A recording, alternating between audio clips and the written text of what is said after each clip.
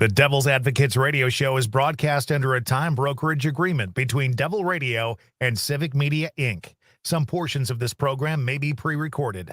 Warning, you are about to listen to the greatest radio show ever. And due to contractual obligations and to shield our airwaves and corporate licensees from any semblance of liability, responsibility, and gullibility, we must tell you the views represented on this show are not necessarily those of this station or its management. This radio show contains differing points of view on current political topics, and due to the nature of its contents, it should be heard by everyone. Thank you for listening.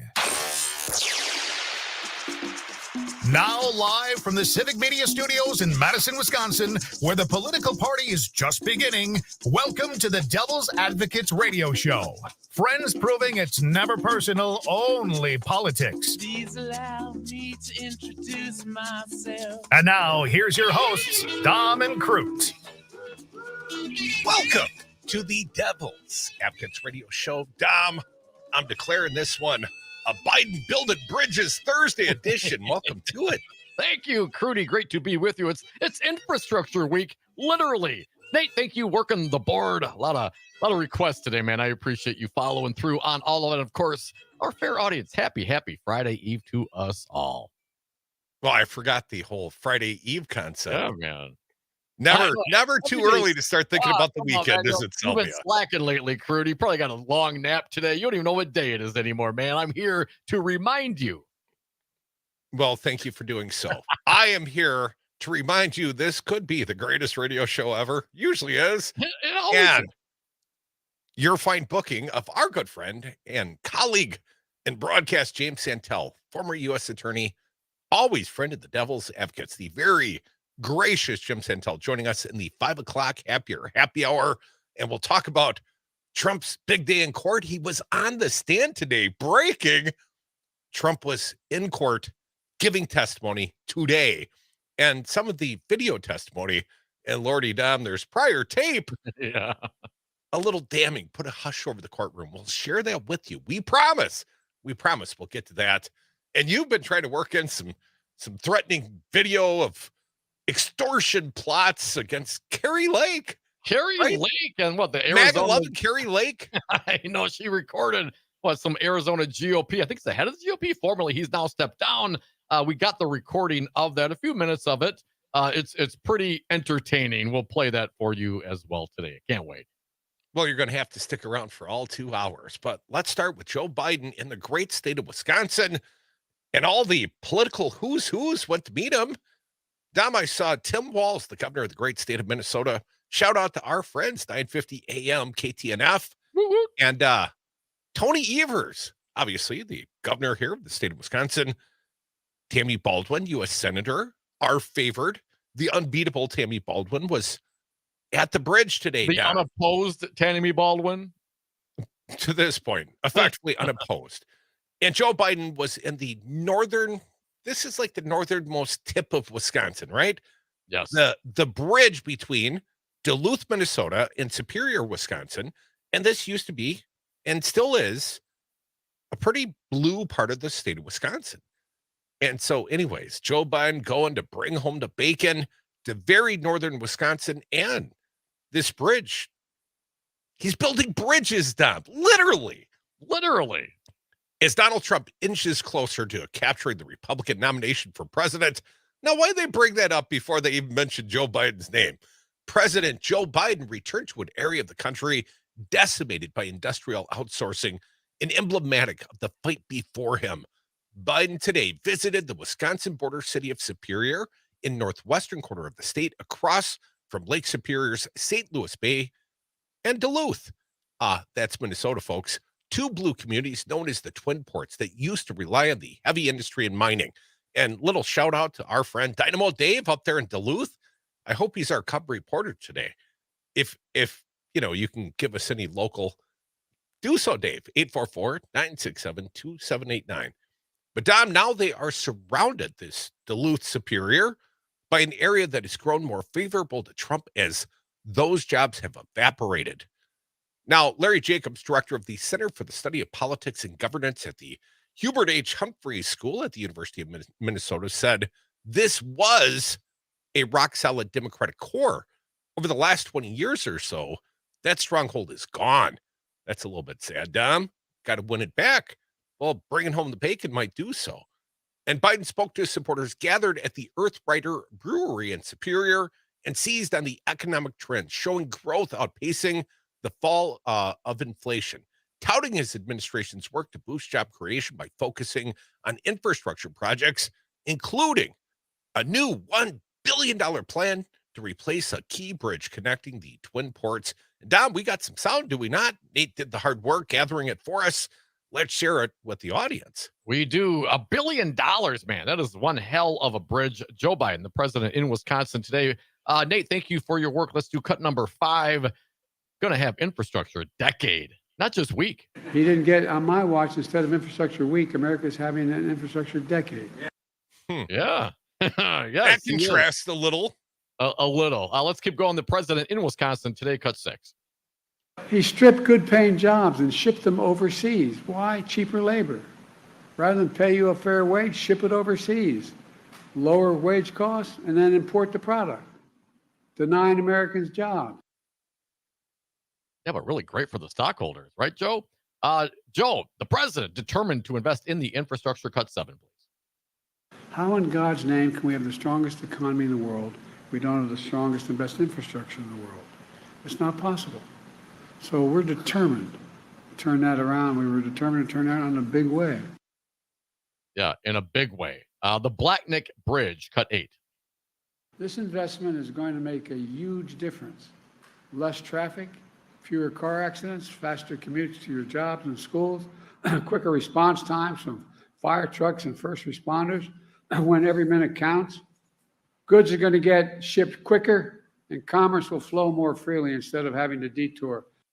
Did I hear a Bernie huge? This is going to be huge. Strong economic growth. We have some reporting today, man. The economy is doing very well. I think, 3.1% year over year. Last quarter at 3.3% GDP growth. Here's what expected. Yes, higher than expected. President Biden on some of that growth. Cut 9, please. The experts from the time I got elected were insisting that a recession was just around the corner. Every month there was going to be a recession. Well, we've got really strong growth.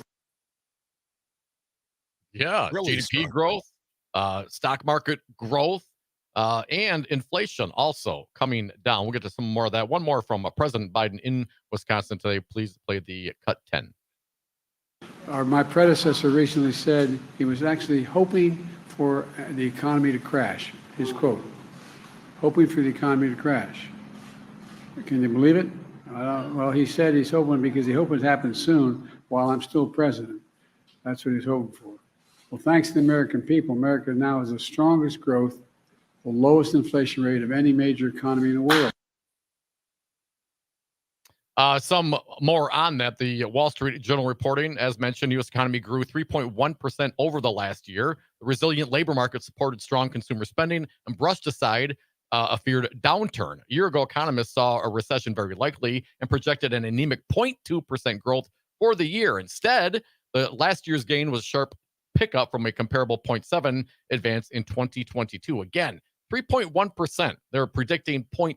The year was capped by a fourth quarter, which the economy grew at a 3.3 seasonally and inflation adjusted annualized pace, fueled by household and government spending. Quarterly reading was a slowdown from the summer's 4.9% pace, but still a healthy rate. James Knightley, chief international economist at ING, it's been a really strong year for economic growth. The consumer was meant to roll over, and they didn't. The expansion will continue into 2024, perhaps slowing down a little bit. Maybe the Federal Reserve will lower the interest rates, but coming in for a soft landing. The final 3 months of the year looked a lot like the soft landing the Fed officials have been seeking to achieve. Growth was strong. Employers added nearly 500,000 jobs, and inflation cooled to an annualized 1.7% rate, below the Fed's 2% target. That's great news. Now, granted, inflation was high over the last couple of years, but we're down to where we need to be. And let's not forget, we also talked about what the greedflation, over 50% of that inflation going to the pockets of greedy corporations, not entirely because of supply chain issues due to COVID. How can you blame them? That's part of their corporate mandate, is it You not? gotta Dom? make money, baby. I got a couple more quotes attributable to the Milwaukee Journal Sentinel here. Things are finally starting to sink in, Biden said to the crowd, of economic message reaching voters. This bridge is important, but the story we're writing is much bigger than that. When you see shovels in the ground and cranes in the sky and people hard at work on these projects, I hope you feel a renewed sense of pride. Biden is seeking to boost voters' views of his handling of economic issues, in part by focusing on projects that will create jobs in sectors squeezed by outsourcing. He used the visit to announce new funding to replace the 60-year-old Blatnick Bridge on Interstate 535, connecting Superior to Duluth. Funding for the bridge, which spans the St. Louis Bay, will come from the bipartisan infrastructure law and is part of the $4.9 billion investment towards 37 transportation infrastructure projects across the country. Again, Dom, that's bringing home the bacon. A little bit more from the president. For decades, people talked about replacing this bridge, but it never got done until today. And one more attributed to the President Joe Biden. We started investing in America again. Our infrastructure used to be the best in the world, but over a period of time, we stopped investing in America. We stopped investing in ourselves. The funding for the projects, which the Transportation Secretary Pete Buttigieg this week called the next generation of cathedrals of American infrastructure that will help shape the economy, also includes $8 million to expand a safety rest stop for trucks on I-90 in Sparta, Wisconsin. Again, the president comes to our fair state, Dom. Sorry I didn't make the trip. A little bit of a haul up to Superior. Right? But I'm glad to see that the governor of the state of Wisconsin was there to greet, as was Tim Walz, the governor of the state of Minnesota. Tammy Baldwin, she was up there. Everybody. Well, the Democrats were. I didn't see any Republicans up there. You know, this is obviously great news. We need the infrastructure. This is a 60-year-old bridge. Lots of bridges, you know, old in this country. We got to replace them. We're doing it. President Joe Biden, they're doing it. The Inflation Reduction Act, we're doing it. The last administration, they didn't do it. They talked about doing it. They didn't do it. Are you happy, Republicans? Because the Dems are doing it? I'm just happy the work's going to get done. I'd be, you know, I'm a results-driven guy, Dom. Yeah. I don't care about effort. Right. I'm all about outcome. Get it done. Come back with us. We'll give it a little more effort on the other side. 844-967-2789.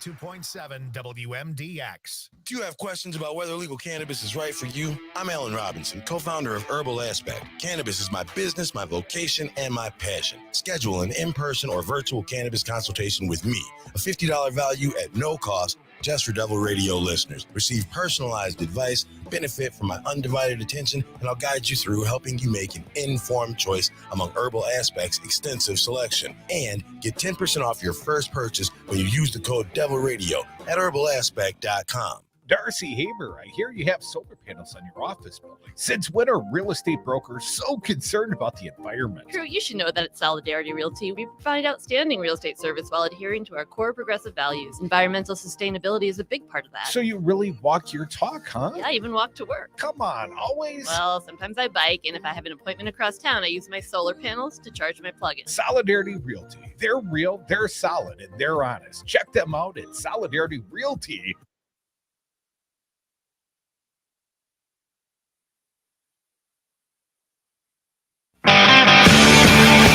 Devil's Advocates, making radio great again. Thank you for listening to the Devil's Advocates radio show. You can join us on the lines at 844-967-2789. Dominic, Joe Biden in the state of Wisconsin building bridges, literally, at least delivering the money to build those bridges, and hopefully making inroads, creating a Democratic stronghold. You got to win the state of Wisconsin, and let's not assume that Minnesota is in the blue column forever. You got to win Minnesota. I mean, this is the part of the electorate that if they don't support Joe, it's all over but the crying, folks. But I feel quite confident when the president gets to come to my backyard. Well, five hours or more away, but it's a big Close state. enough. But when he comes to Wisconsin and he can talk about bipartisan achievements, investments in infrastructure, building bridges, I mean, that's the good stuff. You know, I mean, come on, this is the basics of government, man. You know, fix the roads, make sure the infrastructure is there. That's one of the purposes of government, to provide for the general welfare of its citizens. Well, I do recall they did have a problematic bridge once upon a time in Minnesota. It's been some years now. Terrible. Yeah. But that was a tragic accident when that bridge fell. Folks, we are the Devil's Advocates, and we always welcome your participation in the big show, 844-967-2789. But let's contrast for just a minute, Dom. All right. While Joe Biden's bringing home the bacon, getting stuff accomplished, building stuff for the people of Wisconsin and Minnesota, what are the Republicans in the great state of Wisconsin doing? What was their elective, let's call it their legislative action today, Dom? What were the gerrymandered Republicans doing over at the legislature today? Crute, our friend Jesse Poyen over at the Milwaukee Journal Sentinel, she says this. Assembly Republicans voted Thursday to pass a bill banning abortions after 14 weeks of pregnancy, despite a certain veto from Democratic Governor Tony Evers. Why even bother going through the motions, Republicans? Well, they've also put some trickeration in this bill, Dom, because even if Evers were to, get bumped on the head and sign this thing, this does not become law without an April referendum going on the ballot. So They're throwing it to the voters. But I would point out, spring referendums, there's not a Supreme Court race this year on the ballot. So there's no particular interest in this spring, no offense to local municipal people, except as a presidential partisan primary for the Republicans, because Joe Biden's our guy. So the only ones that are anticipated to turn out April 2nd here in the state of Wisconsin for this referendum would be MAGA Republicans. That's the heart of the Republican base, right? That would support Trump and show up to make sure he beat Nikki Haley, assuming this race is still going on. But these guys are trying to last minute a referendum. And of course, if Evers vetoes it, well, then he's a murderer, like all Democrats are, and they're willing to see children aborted through like the third year of grade school. So either way, they're looking to paint their opponent politically. Yes, absolutely. It's kabuki theater. Not worth the paper it's written on. It's not worth them showing up to quote unquote debate this. It's not worth going through the efforts. Period. Here's what a bill's co-author, Rep. Amanda Nadusky, a Republican from Pleasant Prairie, said. The people should be deciding on abortion, not the court. This bill gives the people a voice. Why would anyone not want to hear directly from the people? Well, I got a great question about that medical marijuana, or medicinal, or recreational, rather. Also, she said during a Monday hearing that she did not include exceptions for rape and incest. This waste of time bill that will get vetoed by the governor did not initially include exceptions for rape and incest because, quote, a 14-week time frame is a long enough time frame to make a decision.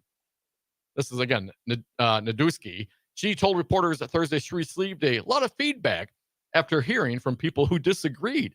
Yeah, no kidding. You think so? And one of the Dems, I forget which one it was, I believe, mentioned, 14 weeks. Well, what if someone's a 13-year-old is a victim of incest? You think they're going to have the wherewithal to understand and know what's available to them? Come on. Republicans wasting our time playing political games. Oh, we're going to throw it to the people. What percentage of the Wisconsin voters are going to roll out on the primary day and participate in this? Not a big percentage, and most of them, as Crute mentioned, will be the MAGAs. One quote from Amanda Nadusky from Pleasant Prairie, Dom, that's down in Robin Voss's neck of the woods. The people should be deciding on abortion, not the court. This bill gives the people a voice. Why would anyone not want to hear directly from the people? Well, when you put it like that, Dom, It hardly seems like kabuki theater, this strategery of the Republicans Oh, no, rolled out wait, it last gets minute better. for an It gets April better. referendum. Let's throw some of the Republican experts out there. Rep. Joel Kitchens, a Republican from Sturgeon Bay, argued that abortion is not health care. Quote, if you believe that a fetus is a human life, then abortion is not health care. In my veterinary career, I did thousands of ultrasounds on animals determining pregnancy and that kind of thing. So I think I know mammalian fetal development better than anyone here. And in my mind, there's absolutely no question that's the life. And I think the science backs me up on that. So saw a lot of calves in your life, did you, Joel? He's a veterinarian, after all. I mean, come on. How do you argue with that logic, Tom? I mean, way to go, Joel. 844-967-2789. Before we sneak off to break again, let's hear from the audience. I think Dick got left behind yesterday. Let's start with him. Dick from Madison, welcome. What do you got for us? Hey, Dick. Couple quick things. This nonsense with Trump now, he's, anybody who gave money to Nikki Haley, you're out, you're blackballed. Come on, CJ, we're not to that topic yet, man. We'll get there for you, Dick. Okay. All right. But here's the thing, guys. I still, and I've said this to you guys before, I don't think he's going to be the nominee. Something's going to happen. The wheels are going to fall off, and you're watching it just with his meltdown. But get beyond that. Are you telling me that if he was the nominee and the Koch brothers decided to get back in the arena and, no, we're not taking that money. Right. No, I'm not. No. And then one other thing. This is great up in northern Wisconsin, Minnesota, but what I'm sick of, they better get the bird dogs out there, and any Republican who wants to run out there for a photo op, the Democrats have got to be there ASAP right behind them. And you did not vote for this. As a matter of fact, you voted against it. I'm tired of them taking credit for things they had nothing to do with. I know. I hate when Dom gets some of the super cool attribution for the show. I know, Dick. It is a little frustrating. But yes, this is great. This is going to be a great investment in our community. Did you vote for it? Well, no. I mean, it was a Joe Biden bill, and I couldn't vote for it. But it's here, and we're happy. And really, that's how it is. That's how the politics plays out. And you're absolutely right, Dick. They should not take any credit for it. In fact, they should get bird dogged often, every time they show up and claim responsibility for something that they voted against. Like doggedly. Come back with us. We'll get to more of your phone calls. 844-967-2789. We will get to, topic jumping Dick's future questions about what to do with the Nikki Haley donors and whether or not you can buy someone out of running for office. Is that corrupt? We'll try to answer that question a little bit later in the big show.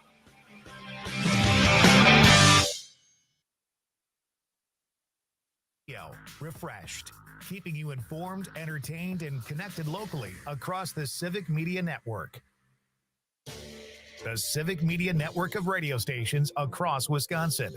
It's your hometown radio. Refreshed.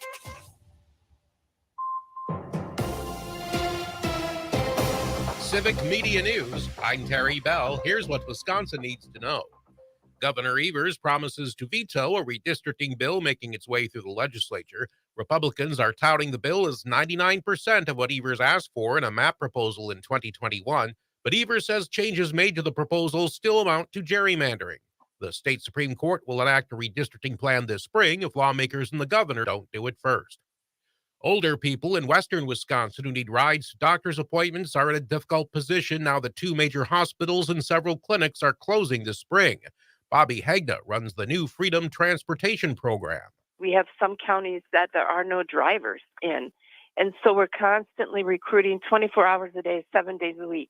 Hegda says the situation's been bad since the pandemic.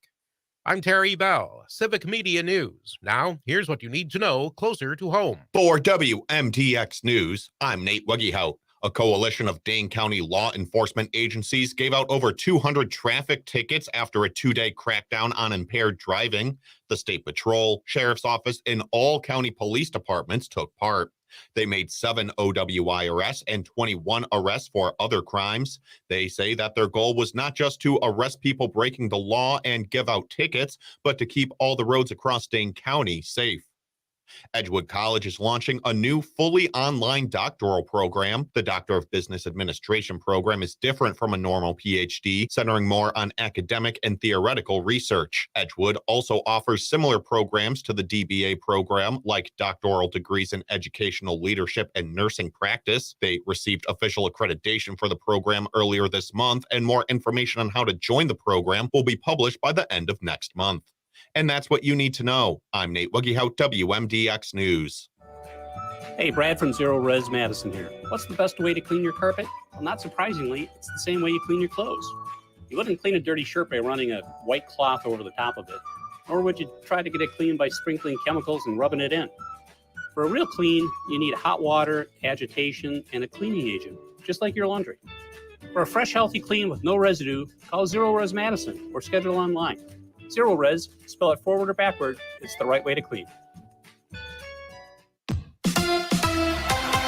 The Bucks win at home. Hi, I'm Mike Clemens with sports. A week ago, the Bucks lost by 40 points to the Cavaliers in Cleveland. Last night, it was the Bucks 126-116 over the Cavs at Fiserv Forum. Damian Lillard with 28 points and was asked what went through his mind after hearing Adrian Griffin had been fired as head coach. Like everybody else, just kind of surprised by it. But I've also been around long enough to know that it's part of the business. Joe Prunty on serving as interim head coach until a new one is officially announced. In all of my years of doing this, whatever.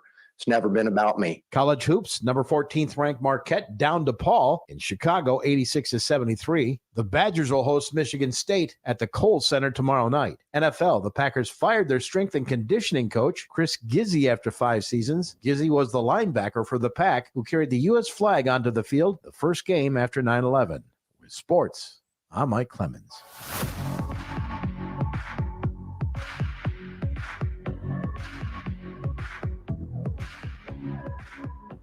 I'm meteorologist Mace Michaels. Tonight, a cloudy sky, patchy drizzle or freezing mist in foggy areas, and a dense fog advisory with lows in the low 30s. Tomorrow, clouds, fog, and some drizzle, highs upper 30s. Friday, little change, drizzle, a cloudy sky, some foggy areas, and highs to the upper 30s. Currently 35 degrees. My doctor told me my blood pressure is borderline.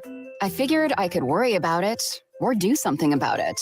So I took control with Garlic Healthy Blood Pressure Formula. It works safely and naturally to help maintain healthy blood pressure with a custom blend of garlic, vitamins, and minerals. And it's odor-free.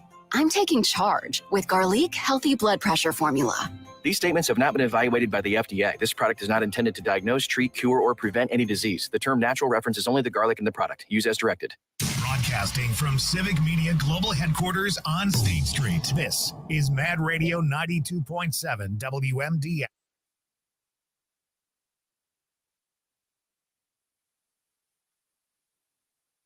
%60 of the time, they're right every time. The Devil's Advocates. Welcome back to the Devil's Advocates Radio Show, the Biden Building Bridges Thursday edition. Welcome to it.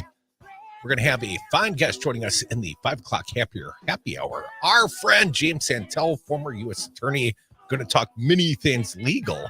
Maybe the E. Jean Carroll, the testimony. Trump on the stand today. We'll get to that. But before we get back to the lines, and we do see you callers, you can be a participant in this fine exercise. 844-967-2789. We insist you participate in democracy and the Devil's Advocates. But I just want to point out something I find a little humorous, Dom. What's that? That Peter Navarro fella, the guy that defied the congressional subpoenas and wouldn't give testimony to the J6. Well, he got sentenced today to prison. 4 months, Dom. 4 months for Peter Navarro. Would you describe Peter Navarro as the sort that is going to lose his mattress on the first night? Not only his mattress, also his slippers. Guaranteed. So we've got a little sound, and then we'll get to the phones. 844-967-2789. Again, Navarro was one of the co-conspirators in this larger criminal enterprise. and we occasionally call it a coup, but I know for sure it's a crime. And failure to give testimony, contempt of Congress. And this, of course, this is what this committee has been threatening Hunter Biden with. If he wouldn't come in and give closed door testimony, apparently there's some compromise on that front, Dom. But back to the Peter Navarro, going to prison, go to jail, do not pass go, do not collect $200. We got the sound. Let's play it for the people. And little forewarning, there are some protesters apparently when Peter came out of the courtroom. So, bear with the sound. We'll see how it sounds on the radio. Cut 12, Peter Navarro, post-sentencing.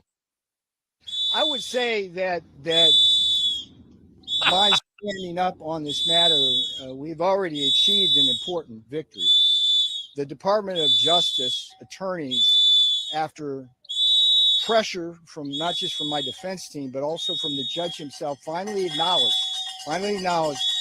that senior presidential advisors, such as myself, cannot be compelled to testify. Then why are you going to prison? More cowbell, man. More from Navarro.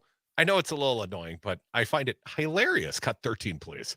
I am the first person ever charged with this crime in the history of the Republic. The first senior White House executive ever charged. And what my defense team has beautifully done in cooperation with the court has set up a roadmap for all future prosecutions. Now, I think we kind of get the point. There's more sound here. I don't know that we need to punish the audience any further, Dom, because I find the protest really more of the meat of the sound than the actual after the facting from Peter Navarro, because he was sentenced today. That's like a conviction and a sentencing. Go to prison, sir. So anything you claim as a moral victory is only that. Go to prison. Try to keep your mattress. He did say that he will appeal. Of course, my understanding as well, he was also ordered to pay a $9,500 fine. But a moral victory. Well done. Well done. And here's again, and maybe we'll get to with James Santella in the happy hour. But I mean, didn't Jim Jordan also not testify? And Steve Bannon. And Bannon also convicted on this charge, waiting his appeal. But Jim Jordan failed to testify. He was never charged, my understanding, Dom. I thought the J6 panel referred him to the DOJ for criminal prosecution. And for whatever reason, I don't think Jordan got charged. But it's always pretty hypocritical when he's threatening another with the subpoena power of the Congress. Don't you know what you're supposed to do? I have the power to subpoena you. Yeah, but you didn't honor it when you were subpoenaed. Well, I mean, that was somebody else's. Bannon also convicted, sentenced to 4 months in prison. Same sentence as Navarro. I wonder if they'll be bunkies. Right. Would that be a pair? 844-967-2789. Well, someone, Rudy's going to be looking for a roommate soon as well, I think. Stephen from Green Bay. Welcome back, Stephen. What do you got for us? Hey, Stephen. Hey, guys. Good evening. So let me just start out by this. You put an abortion referendum on the spring ballot, and call me a MAGA, because I'll be out there. I'll stand in whatever line there is to vote on that one. But how is this really not surprising?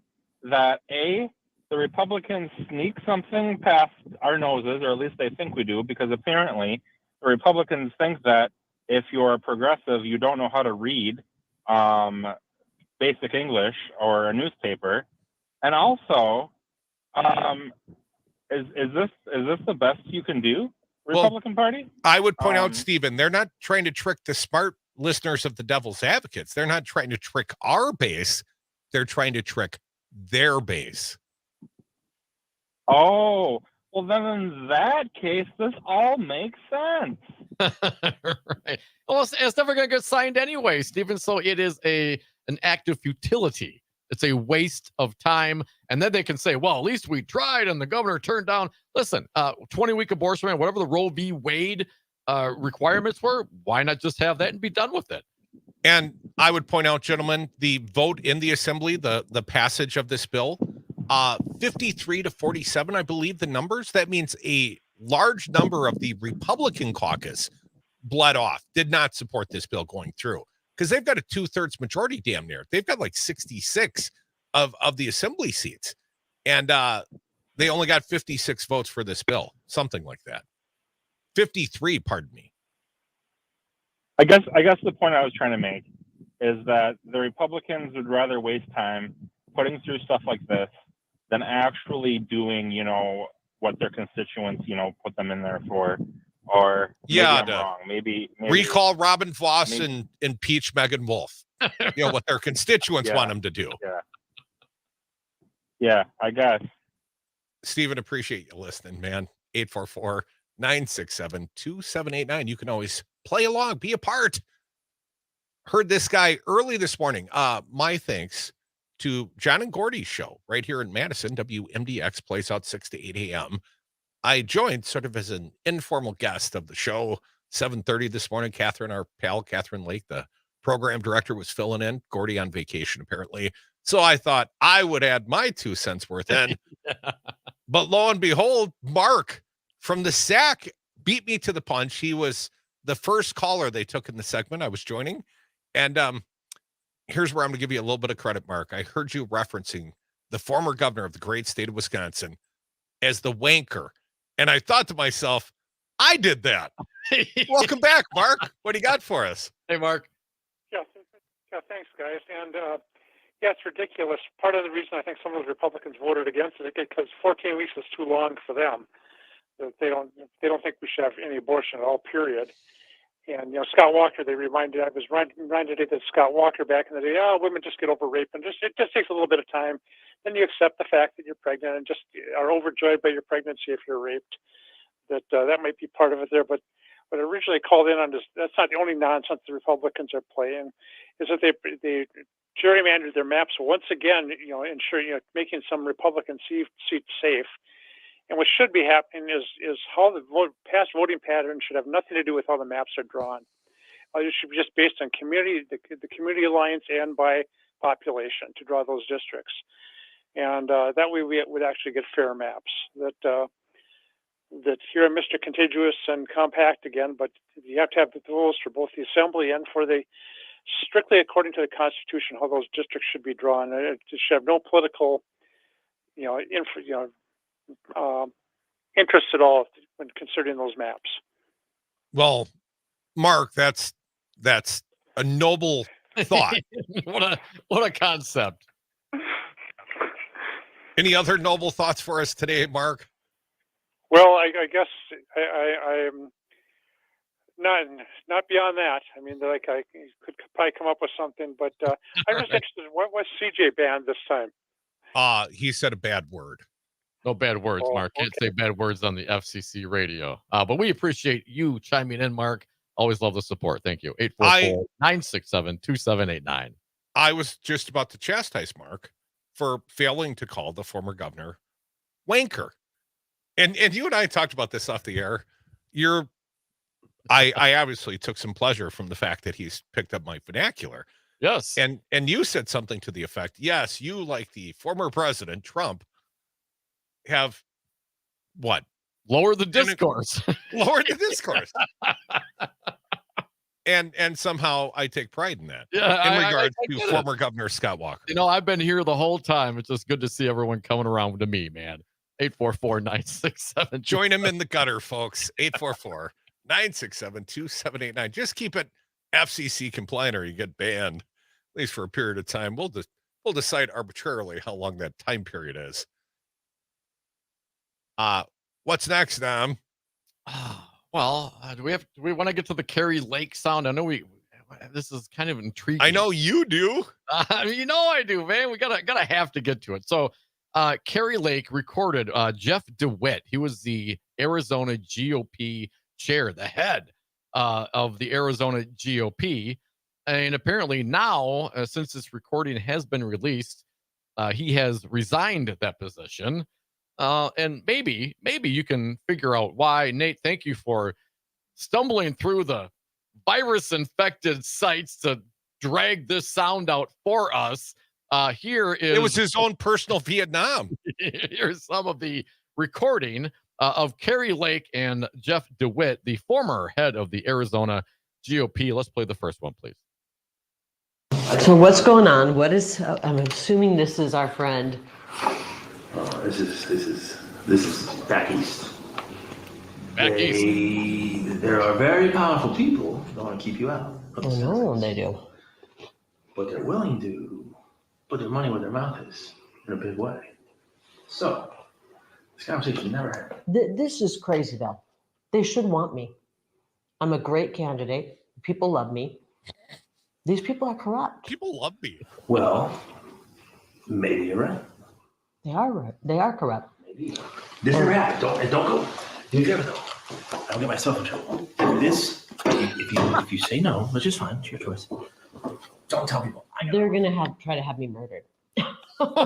He's today's world, man. If that stuff that came out last week is right about the cartel stuff, I mean, they said the cartel's operating in 50 states right now, like all 50. You know? Wow. Okay, so very powerful people want to keep you out. Let's keep going. Carrie Lake recording Jeff DeWitt from Arizona GOP. Cut 2, please. So what's going on? Who is it? What? Forget the who. Forget the who. Let's just say there are people calling around saying, gosh, no, they can't repeat this. Never repeat this. If you say no, don't. If you say, I got offered to buy out. Don't use it. Don't say it. We lose our ability to get things done in the future. Here's my problem. Rather than just say, let's work with her. She's a great candidate. Because they don't own me. And it pisses me off. Yeah, I don't know it's about ownership. It's about control. I don't know it's about control. It's about being on the team. I guess that's, you know what I mean? They want to be on the team. They want you to be on their team. That's a different way. But if they're pushing a globalist agenda, I can't do that. So what do they want? What do they want me to do? You want to stay out for 2 years. Stay out for 2 years. Stay out for 2 years. Right. One more, please. Do we have time for it? Oh, damn. Okay. We will come back, play the last cut, and then we'll talk perhaps a little bit about this. Jeff DeWitt, I don't want to be very, very clandestine about it. Don't tell anybody. We want you out for 2 years. And they'll pay you. Is it corrupt? Well, maybe. Is it? But don't tell anyone. We'll discuss. Right. I'll get in trouble. We will discuss. Crute, if you More. pay me to be off the radio, I might take it. I don't even see paying you to be on the radio. Are you kidding me? Come back. More Devil's Advocates. You better earn it, Dom. 844-967-2789. That goes for all you people.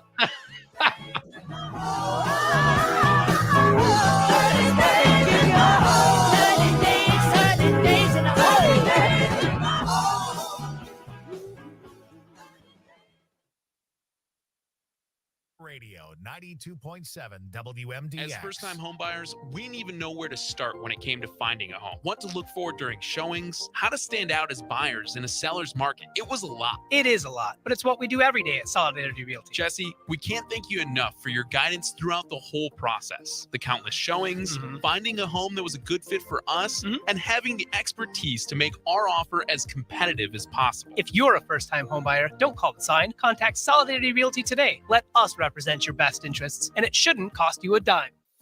Valentine's Day is here. This year, give the ultimate gift. Name a star after your sweetheart. This is Rocky Moselle with International Star Registry. For 45 years, we've named millions of stars for celebrities, dignitaries, and individuals worldwide. For $59 and a call to 800-282-3333 or visit starregistry.com, you can give the most memorable gift. The star you name will be recorded in book form in the U.S. Copyright Office. Visit starregistry.com or call 800-282-3333.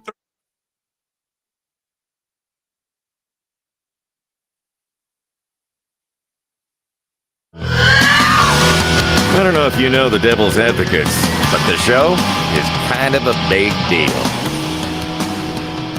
Yeah, thank you for listening to the Devil's Advocates radio show. Going back to the phones momentarily, 844-967-2789. Want to lay down this last track Carrie Lake recording conversation she had with Are the they in a former smoke-filled room here? GOP What's the Chair location? Jeff DeWitt. I do not have that in front of me.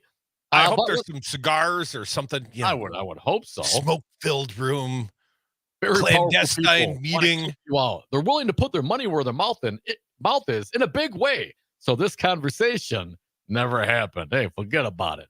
Let's hear the last cut from Carrie Lake. There's more to it, but Nate did the breaking it down for us. Play cut 3, please. But I'll tell you what I can offer you. But I said you can do whatever you want. It's talking head, this and that. So the ask of me was, it's kind of funny. So the ask I got today from back east was, east. Is there any companies out there or something that could just put her on the payroll and give her to keep her out? And I said, well, what do you want to do? Like, whatever we need to do. This is about defeating Trump. And I think that's a bad, bad thing for our country. DeSantis is not America first. This is about the final death blow to Trump. And I don't think that's good for our country. And you know I love Trump. I mean, I love Trump. It's not good for our country, Jeff. It's not. But at the same time, I'm not even sure Trump can win. I don't know if he can win. I didn't hear that last part, Dom. What do you say about Trump? He said he loved Trump. I didn't quite decipher that as well. You got that, Nate? So what he said at the end there was, I don't think he can win. I don't think he can win. According to the Washington Post, DeWitt on Wednesday accused Lake of releasing a selectively edited audio recording of a one-on-one conversation that took place more than 10 months ago inside Lake's home. He also claimed that he received an ultimatum from Lake's team to resign Wednesday or face the release of a new, more damaging recording. Recording what was made public, he said, is not only taken out of context, but also undermines the integrity of private discussions critical for party leadership. Yeah, sure it does. We'll give you some money to go away. All right, but it's a and that's fine. The Republican Party's in disarray, right? Let's just say it. They're in disarray. This is Arizona, man. I mean, they're in disarray. I mean, the dude just left, right? Michigan, they're in disarray. Oh my God, they got no money and they're fighting over what's going on over in the state of Michigan. So Republican parties all over the country at the state level, as we know this, because, Trump is the chaos candidate and he's going to divide people. And this is perhaps an example of that. But how's it any different than a non-compete? You mean like something that would happen in corporate world, industry, Yeah. where, you don't want that person anymore, but you don't want him working for your competition, something like that? Yes, exactly. I don't see a lot of difference, except when he starts saying, but you can't tell anyone. And the folks back east, I mean, that is quite different than a job offer or the offer of a contract that would give you some financial reimbursement for not competing in a with a non-disclosure, man. I mean, the same thing. And if the person, if Carrie Lake or anybody decides to engage, well, then they would decide. How would it be any different if there was a close advisor of perhaps Carrie Lake or anybody in this situation said, hey, here's your options. This is what I think you should do. We got someone over here to pay you to be a talking head, a couple $1 million, yada, yada. I suggest you take it. Then you take it. That's great. That's okay. But if it's in this kind of situation, then somehow that's unacceptable. Yeah, because it goes to intent. It goes to the corruption. I mean, Carrie Lake pointed out, this seems pretty corrupt. Yeah, it could be. Well, because how? It's not like they were offering her a job. They didn't want her services. In fact, they wanted her to get the hell out of the way. Yes. So I would say that this is a corrupt purpose, a corrupt intent being offered here. How do we know this? Because he won't express who's making the offer, for how much. Yeah, the guys back east, powerful people. And when she throws out there, they want to have me killed. I mean, if you're dealing with Disney Corp, let's say, Mickey Mouse ain't putting a hit out on you. You know what I mean? They didn't threaten Ron DeSantis. Well, I think this is more about her mindset than the actual, did the folks back east want her killed? I mean, but pretty... at least in the sound we heard, he didn't contradict her. I mean, come on, man. 844. I don't 967-2789. I don't know if I agree with the corruption, but let's get to it. LA Tom, you're first. Welcome. What do you got for us? Hey, Tom. Well, hey, guys. First off, we the people ultimately are the government, and we must never forget that.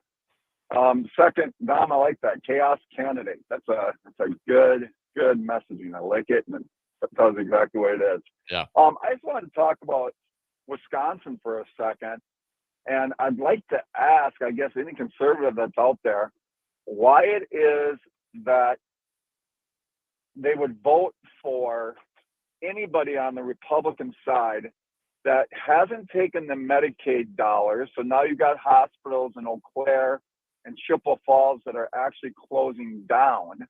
Whereas if you would have taken the Medicaid dollars, which was all of people of Wisconsin, that was their money, why you wouldn't take train money that we in California got, thank you very much, and why it is that you would follow anybody that would say, we're going to implement a strategy that's called divide and conquer, when the idea is that we're all supposed to be in this together.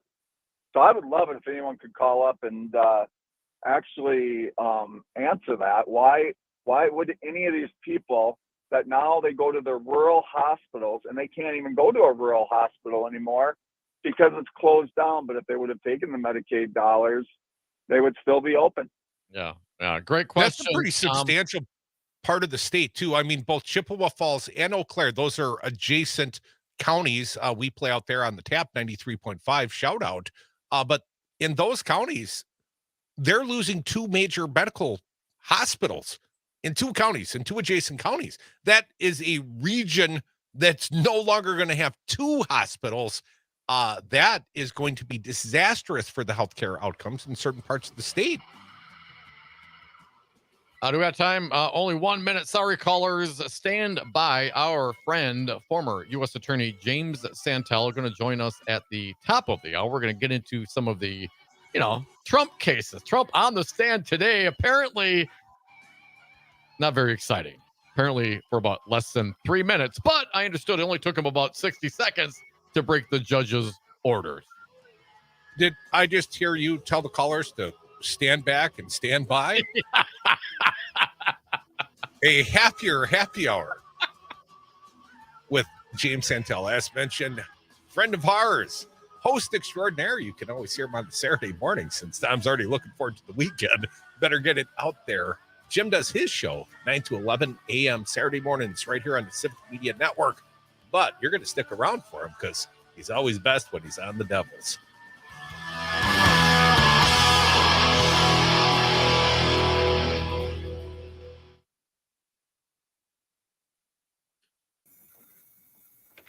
Jim, can you hear me there? Nate, I can hear you just fine. Can you hear me? Yes, I can. Thank you so much for joining us. I am delighted once again to be with you, and only slightly less delighted to be with your other two cohorts there. So we'll get through the afternoon somehow. Hey, I have their mics turned off, so they can't answer to that. Or not, right? Let's see. Yeah, thanks for coming on. You're sounding good. I'm not sounding too loud in your end. Not at all. Nope. Sounds just great. Perfect. Yeah, I got some Ronettes and some Four Tops lined up for you here. So be back in just a couple minutes. That sounds great. Thanks, Nate. All right. Thank you. To your home in our community.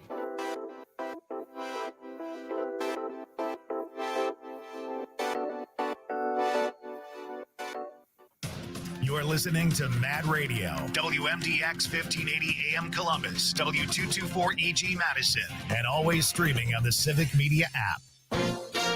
ABC News, I'm Brian Clark. President Biden in Wisconsin to tout infrastructure spending, but he took an economic victory lap after the U.S. economy grew by 3.3%, more than expected in the fourth quarter. The experts from the time I got elected were insisting that the recession was just around the corner.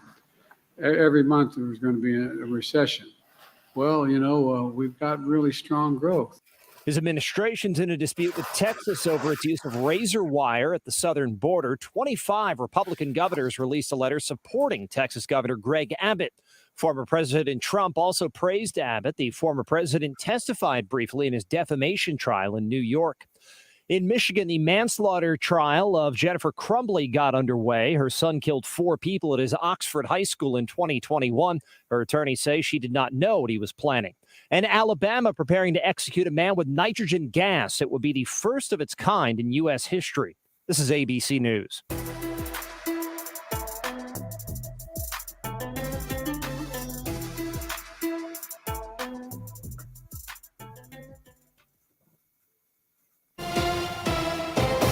Civic Media News. I'm Terry Bell. Here's what Wisconsin needs to know. President Biden in Wisconsin today announcing $1 billion to replace Superior's aging Blotnick Bridge. Biden says the investment will make a huge difference. Less traffic, fewer car accidents, faster commutes to your jobs and schools, quicker response times from fire trucks and first responders when every minute counts. Goods are going to get shipped quicker, and commerce will flow more freely instead of having to detour. It's part of the $1 trillion bipartisan infrastructure law paying for bridge and road repairs across the country. The Wisconsin Assembly today is giving final legislative approval to a bill to put new abortion restrictions, with some exceptions, to a binding statewide referendum in April. Governor Evers has said repeatedly he will veto any bill that makes abortion less accessible. I'm Terry Bell, Civic Media News. For WMDX News, I'm Nate Weggehout. Forward Madison and the United Soccer League are looking to develop more BIPOC and women's soccer coaches. Their new DEI program, called USL Forward, is meant to educate coaches from underrepresented backgrounds. Forward Madison officials say that fostering a culture of belonging is not just important to them, but helps improve the innovation and success of soccer as a whole. Madison joins 4 other teams in participating in the program during its pilot year. The University of Wisconsin-Madison is teaming up with the Red Cross to see if they can collect more donated blood than some of the university's biggest rivals. The Share Your Big Heart Challenge pits the university against Michigan State, Penn State, and the University of Michigan to see who can donate the most blood in a month. Anyone who donates to the Badgers from now through February 23rd will get a $20 Amazon gift card. Last year's competition saw a total of 3,000 blood donations. And that's what you need to know. I'm Nate Weggehout, WMDX News. Hey, Dom, how many palindromes can you name in 30 seconds? Race car, mom, dad, reefer, kayak, level. Did I say mom already? You're forgetting one really important one. Zero res. Not only is it the coolest palindrome ever, it's also our favorite. Right, I remember. Why is that again? They advertise with us. Zero res, my favorite palindrome. And carpet cleaner. Get the best carpet cleaning ever. Schedule your carpet cleaning online at zeroresmadison.com. Tell them the Devil's Advocate sent you.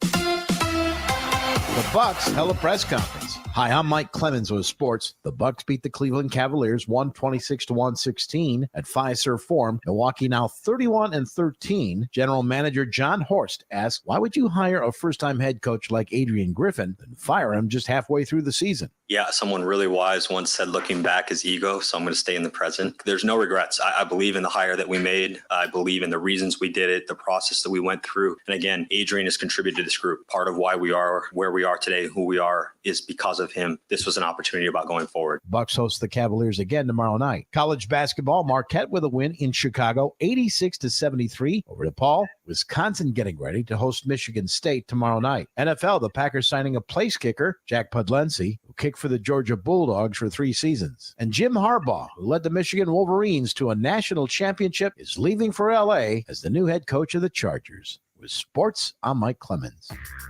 This is your hometown radio, refreshed, keeping you informed, entertained, and connected locally across the Civic Media I'm Network. meteorologist Mace Michaels. Tonight, a cloudy sky, patchy drizzle or freezing mist in foggy areas, and a dense fog advisory with lows in the low 30s. Tomorrow, clouds, fog, and some drizzle, highs upper 30s. Friday, little change, drizzle, a cloudy sky, some foggy areas, and highs to the upper 30s. Currently 35 degrees. Hi, I'm Mike Crute, and I've signed my share of commercial real estate leases. In Madison, I highly recommend Jeff Jansen from Altus Commercial Real Estate. Jeff guided me to my first radio station location on the west side. He helped us move to University Ave, and eventually Jeff set up the lease on the Civic Media World headquarters. No one works harder to provide options in commercial leasing. Call Jeff Jansen and his team at Altus Commercial Real Estate at 608-338-1101. Hey, this is Aaron from the Todd Albaugh Show. On Friday, Todd continues his winter tour around Wisconsin, and we are joined by Peter Rapine of E-Bombs World. Join us noon to 2. Whether you're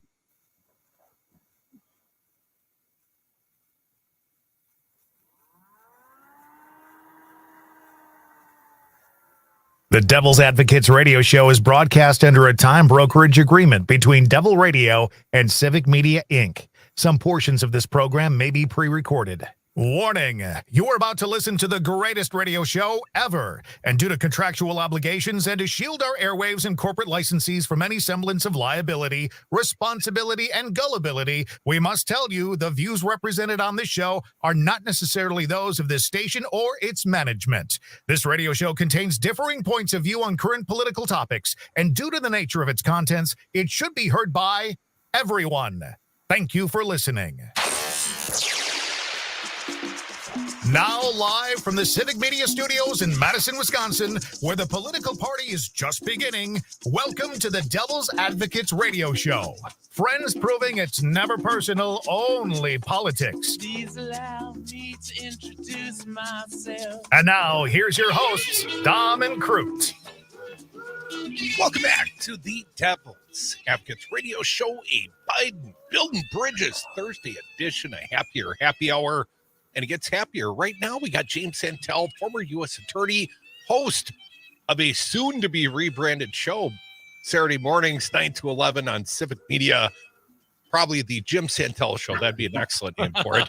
Jim, welcome back to the Devil's Advocates. We should have been the Michael Crute Show. And hey, Jim. However you brand yourselves, I'm always delighted to be in your company, including on a Thursday afternoon. Thanks, well, buddy. what an interesting contrast. The current president of the United States bringing home the bacon, delivering a bridge in northern Wisconsin, a bridge to another state, to a future, and the former president sitting in a defamation trial. And let me start with this question.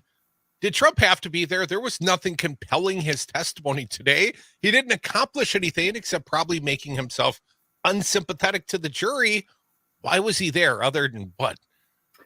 It is once again victimhood, right? It is once again a head scratcher, and you have to believe that all these court appearances are not in any way to have an impact upon the ultimate judgment, but are instead for his purposes, so that tonight on Truth Social, in other appearances on the campaign trail, he can once again talk about how he has been victimized. Of course, just the opposite is true. This is the portion of the trial. Judge Lewis Kaplan, federal judge, has previously ruled that the finding of defamation is solid. It is there. This is the portion of the trial we're focusing on damages. How much money should Donald Trump pay to attempt to restore E. Jean Carroll's reputation and her basic solid reputation in the nation? That's what this issue is about. The case, again, focusing upon monetary damages. To answer your question, no, there's no real, he could certainly be there. He's a right to be there as a defendant, but does not need to be there, and certainly does not need to testify because, as you indicated, I think about 3.5 minutes of testimony, all of it irrelevant, frankly, to any damages issue. And as you indicated in a previous segment, you got Judge Kaplan also cutting him off on the second question asked, because once again, he's gone outside of the parameters the judge has set, focusing on damages and not on liability. Also, his responsibility to rein that in, responsibility also of the trial attorneys themselves to organize this not well done by them once again. And James Santel, our good friend, former U.S. attorney, the underlying allegation here is that he raped a woman in a Bergstrom department store dressing room. And he has said many times, well, I don't know this woman. I don't recognize this woman. In my understanding, his prior deposition was played again. And we've seen this. We've got this sound. We're going to play it. If you'll indulge us, counsel, Nate, I'm going to need your help. Play Trump from his prior deposition, and he confuses E. Jean Carroll with his former wife. And they played this again today. In my understanding from the reporting I saw from the courtroom went silent. Play it for the people. I think so, yes. And do you recall when you first saw this photo? At some point during the process, I saw it. That's, I guess, her husband, John Johnson, who was an anchor for ABC. Nice guy, I thought. I mean, I don't know him, but I thought he was pretty good at what he did. I don't even know who the woman. Let's see. I don't know who. It's Marla. No. You say Marla's in this photo? That's Marla. Yeah, that's my wife. Which woman are you pointing to? No. Here. Carol. Oh, The person you just pointed to was I E. see. Jean Carroll. Who is that? Who is this? Oops. And the woman on the right is your then wife. I don't know. Ivana? This was the picture. I assume that's John Johnson. Is that Carol? Because it's very blurry. No, it's not. It's getting blurry right about now. Jim, he, of course, used as a defense that I would never find a woman like this attractive. You know, that, of course, is always his defense, because there are many allegations that this man has raped or sexually assaulted women. But this is a pretty damning video testimony. I mean, how damning is this to a jury? And the rest of the video I've seen or saw reported on, Jim, was him boasting about how rich he is and how wealthy he is and what a powerful brand he has.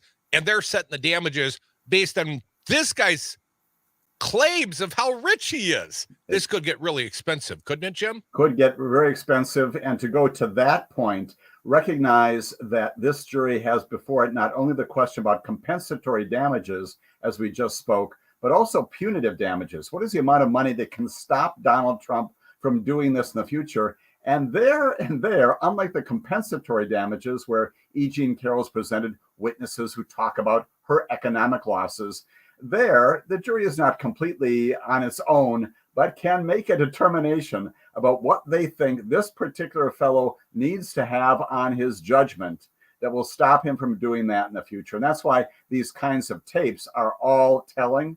No doubt, silence in the courtroom. You can even hear Roberta Kaplan sort of during the course of the deposition. She's representing E. Jean Carroll during the course of the deposition, but also at trial. She is also probably just taken aback by this in the deposition when Donald Trump has identified Marla, and in fact, that's E. Jean Carroll. It is stunning, and it's been a part of the trials previously.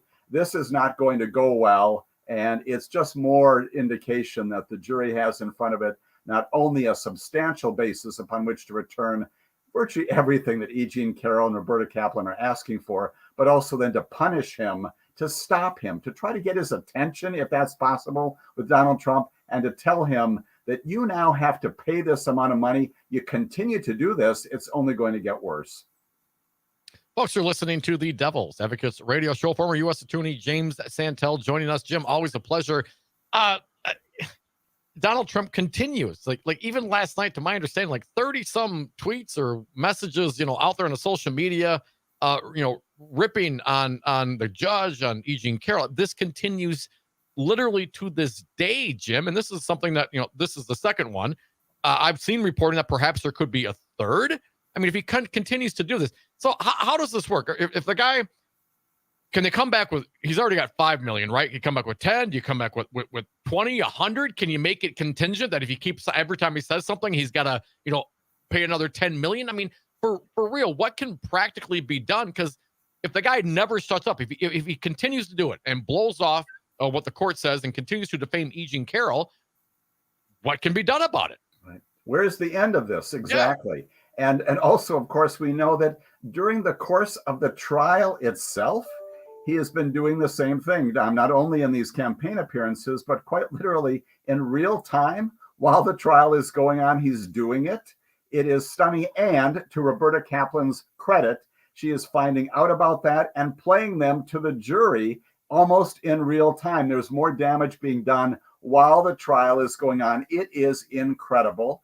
And to answer your question about contingencies and what about the future, when the judgment comes back, that draws a bright line, if you will, at least on the engagement of defamation that Donald Trump has done to that point. He does it again after the judgment comes back, and you're absolutely right. E. Jean Carroll can go back again and say, let's initiate yet a third round of litigation and start this over again. Again, that kind of thing, I suspect she's going to be arguing about that tomorrow morning when oral arguments happen. Be fascinating to hear what Donald Trump's lawyers are going to say about all this. But that issue, once again, of stopping him from doing this, that's what this case is all about. Who knows if he will ever pay these multi-million-dollar judgments, but they're intended to do just that. Deterrence, which we talk about a lot. Stop this. Stop this. It's only going to get worse. All right, Jim, let's move along. The 3-judge panel, the U.S. Court of Appeals in D.C., they heard oral arguments back on January 9th about Trump's, ultimate presidential immunity. I can do anything. I can, assassinate my political rivals. We haven't heard anything back yet, Jim. What does that say to you? This seems like a slam dunk to me. What are your thoughts, Counselor? It is a slam dunk. This is a no-brainer. This is nothing to see here kind of a thing, as we have chatted about before.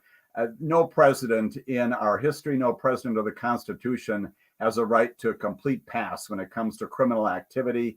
And again, to make the point that we have shared before on this fine broadcast, if any court, including the Court of Appeals, including the Supreme Court, they shouldn't even come close to this. If any court says, yes, indeed, there is even some area of behavior where he has got a criminal immunity, that's when we've got kings. That's when our republic is destroyed. We go back then to having a monarchy as opposed to what we have today. So the Court of Appeals, that's right, January 9th, has taken this under advisement.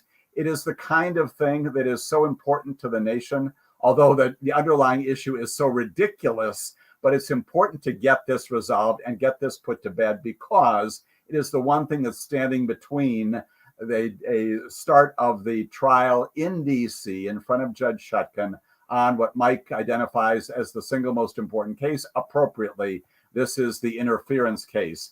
The Court of Appeals needs to issue this opinion. I assume that they're putting together a 100-page order to establish this so that it's clear on appeal.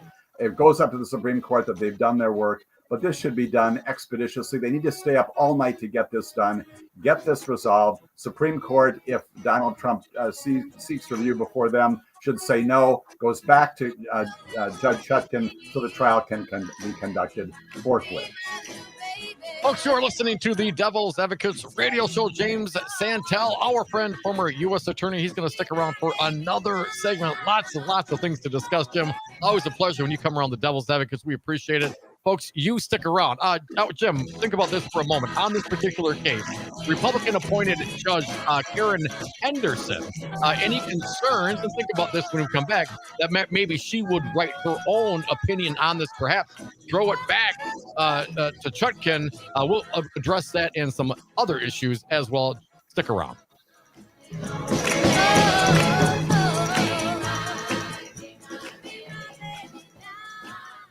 You got it. You got another one right there. That's another one, pal. One more right there.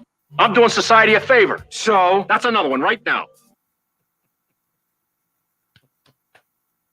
With the greatest radio show ever, well done. Start getting return on your investment immediately. The Devil's Advocates mess with the bull, you get the horn. Just like you, and like you, we can't afford advertising that offers no return. The Devil's Advocates listeners support our sponsors and the mission. Tell you when your messages are working and put cash in your register.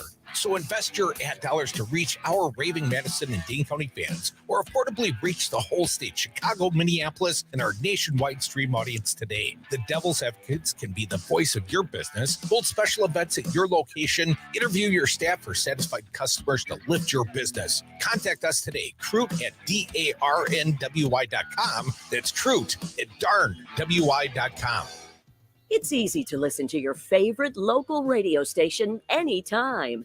Download the Civic Media app from the Apple or Google Play Store, then listen live or whenever you want from anywhere for free.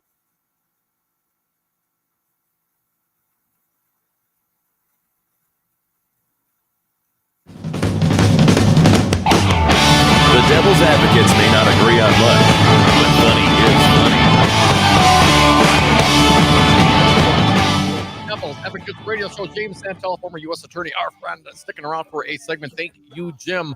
Before the break, talking about Judge Karen Henderson, the D.C. Court of Appeals, perhaps wondering if she could write her own opinion bring it back, throw something back to Chutkan, suggesting perhaps the actions could be considered official acts as president. What do you think the odds are of this, Jim?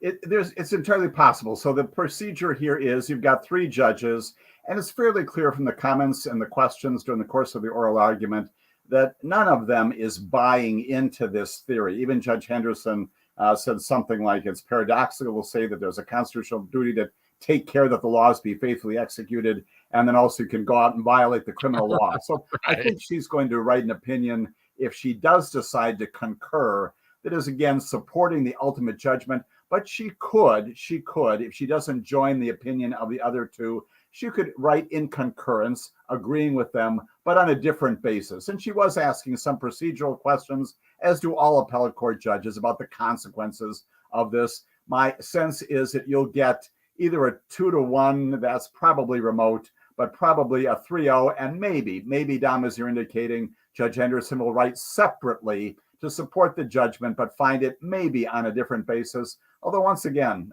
she was pretty clear during the course of the oral argument that even she was not buying into what Donald Trump and his attorneys were attempting to sell on that day.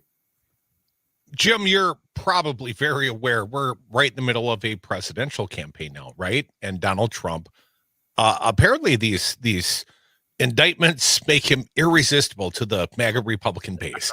I don't understand it, Jim, but I'm not a MAGA Republican. But those that are apparently are picking this guy. And when he goes into court with E. Jean Carroll for no apparent reason, well, of course, the reason is because then the cameras flock him. Then he has a media opportunity.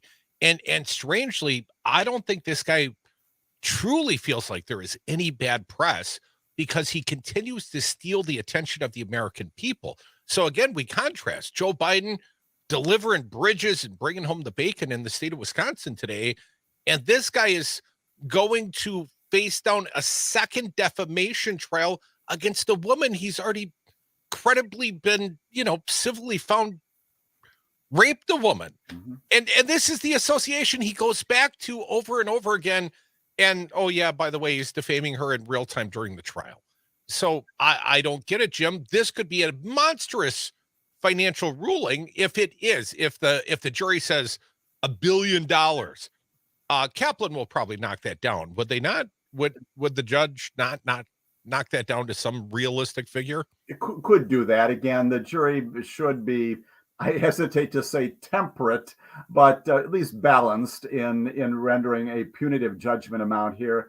But you're absolutely right, Mike. So what's really going on here is even today gives Donald Trump more fodder out there in the world beyond the courtroom. Why? Because he can come back and say Lewis Kaplan, again, no relationship to the attorney who's representing E. Jean Carroll. Lewis Kaplan cuts him off when he begins to talk once again about his intent and those kinds of things, even in a relatively scripted understanding with counsel about what he can and cannot say.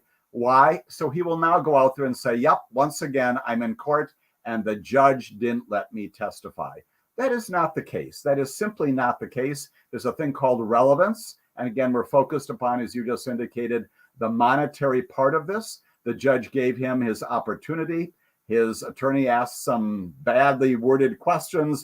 He responds in a way that's kind of irrelevant too. And the judge says, we're done with this. Roberta Kaplan then comes back, and she is equally brief because she recognizes there's nothing here to say. And again, Donald Trump may well say, gee, even E. Jean Carroll's attorney had nothing to question me on. All of that is a misrepresentation of what goes on. And you know what it depends upon? It depends fundamentally. It is horrible to say, on the lack of understanding of at least his portion of the American public about what's really going on here. Judges don't just cut people off for no reason. They decide on evidence, and when people don't understand that, they can buy into the crazy that Donald Trump then describes his trial as. That's the problem here. People, he depends upon them not understanding what's going on. Folks, he is James Santel. You're listening to the Devil's Advocates. I know you're always a gracious guy, but let's talk for just a moment about Trump's counsel, Alina Habba. And Jim, the look says it. I wish the people on the radio could hear your look. But Alina Habba, well, she is of questionable credentials as a lawyer. Let's just say, I'll be gracious for you, Jim. But here's something interesting. She claimed she had COVID last week and then went to a Trump party that night. And it is my understanding that the judge in this case may sanction her over her misrepresentations to the court. Jim, I've always tried to tell the truth to the court. Can you tell me what would that look like? And, is this monetary? Could she get disbarment? How serious could this be? Yes, yes, and yes. So you might think, well, gee, that's unrelated to the substance of the trial. The judge has no jurisdiction. Just the opposite.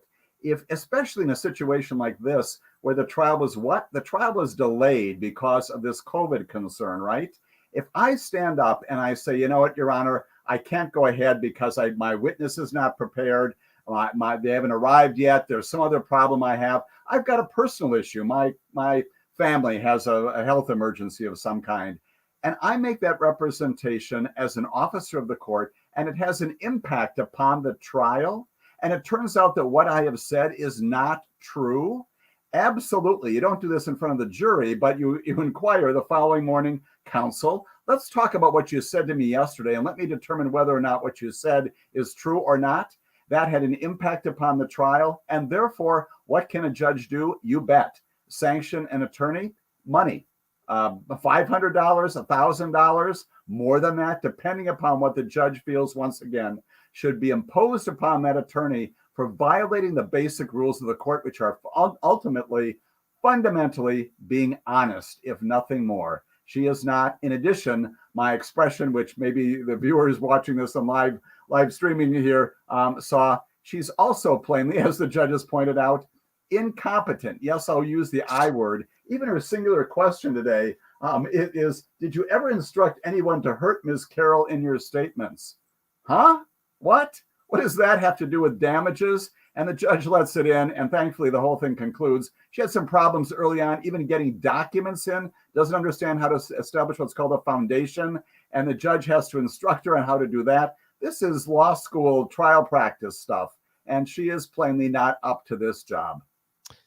Jim, last 60 seconds, New York Times is reporting today that the Manhattan DA is quietly preparing for a Trump trial. I mean, if this thing gets delayed, at least the J6, the March date, do you think Alvin Bragg would be the first to go? Could be. He has always been very gracious, if you will, and saying, you know what, if these other trials if they go, I'm willing to take a second stage to you. But he's got, again, the payoff trial. He's got the hush money trial. It's not a small trial, but it's not that elaborate either. And he's always said, I'm ready to go. He could, I hesitate to say, slip in there. But the judge in front of him could also say, I've got time. Let's try this in a week or so. Let's get this underway. And that could happen. That could be the first trial not only to go, but also the first criminal indictment, as we recall, against Donald Trump a long, long time ago. And you, counselor, will be invited back to describe the testimony given that the former president raw dog to porn star. Thank you, counselor, for joining us here on the Devil's Advocates. Jim Santel calling Haba incompetent. Jim, I never thought I'd hear it from you. Wonderful to see you, counselor. Great to be with you as always, gentlemen. Take care.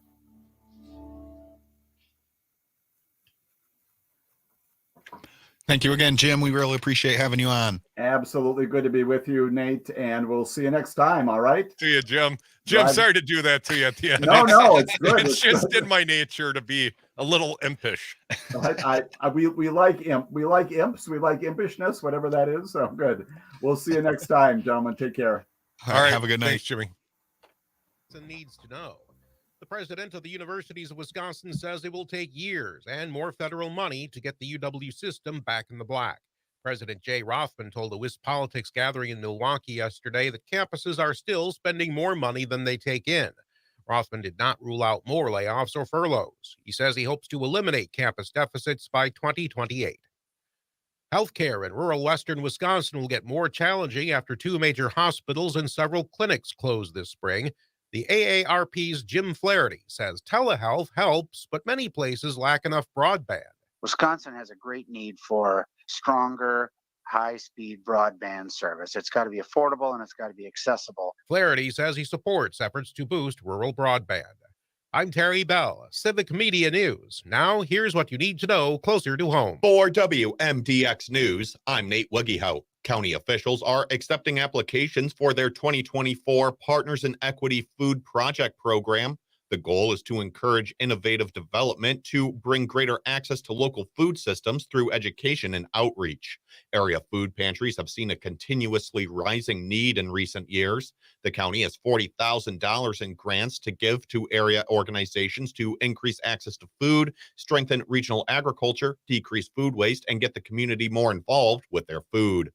Snowmobile trails across Dane County have shut down temporarily due to the recent warm, wet weather. The snowmobile trails in southern Wisconsin have been open for less than 2 weeks. Snowmobile experts say that trails are in poor condition due to the recent rise in temperatures. While Wisconsin has over 25,000 miles of snowmobile trails, only those in southern Wisconsin have been able to open this year due to the lack of snow. And that's what you need to know. I'm Nate Wuggyhout, WMDX News. Peggy from Solidarity Realty here. Are you starting the process of buying or selling a home? The last couple of years have left people with so many questions of where to start. Solidarity's team has decades of experience in the community. Let us guide you through one of the hottest real estate markets in the country. Whether you're a first-time home buyer or an experienced investor looking for single-family, multi-unit, or commercial, Solidarity Realty is your local firm here to help you. Don't call the sign. Visit solidarityrealty.com.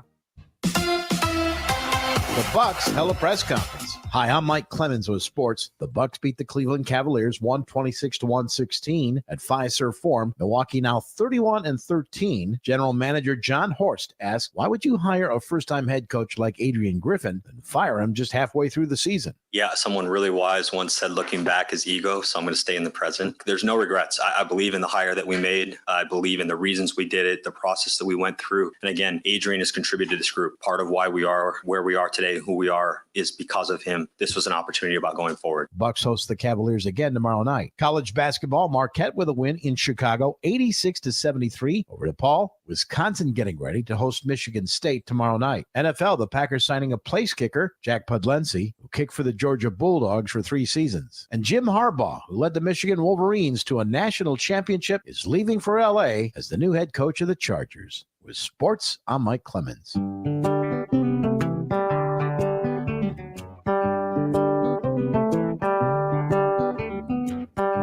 I'm meteorologist Mace Michaels. Tonight, a cloudy sky, patchy drizzle or freezing mist in foggy areas, and a dense fog advisory with lows in the low 30s. Tomorrow, clouds, fog, and some drizzle, highs upper 30s. Friday, little change, drizzle, a cloudy sky, some foggy areas, and highs to the upper 30s. Currently 35 degrees. Every business seeks an advantage, whether it's having the best location, hiring top talent, or spotting trends before they happen. And now, the United States Postal Service can give your business a new advantage. Introducing USPS Ground Advantage. Reliable and affordable 2 to 5 day package shipping. It's the advantage you need at the price you want. Get the Ground Advantage at USPS.com/advantage. The United States Postal Service, delivering for America. We're not sure what's better, a win at Camp Randall Stadium or just hanging out at the farmer's market. This is Mad Radio 92.